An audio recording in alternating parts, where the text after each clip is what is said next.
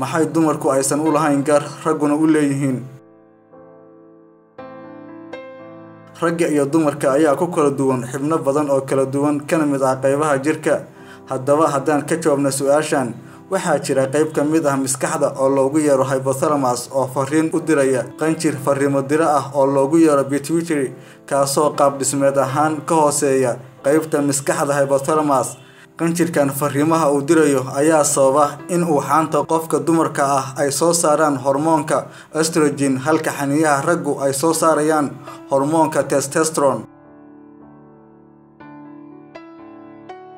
hormoonadan ayaa ah kuwa kala duwa muuqaalka ragga iyo dumarka, sida horaadyada, garhka, bidaarta, codweynida iyo wixii kale. sababtaas ayaa ah in dumarku uusan gar ka soo bixin sababtoo ah hormoonka testosterone ayaa ka maqan jirkooda halka uu xaadir yahay ragga.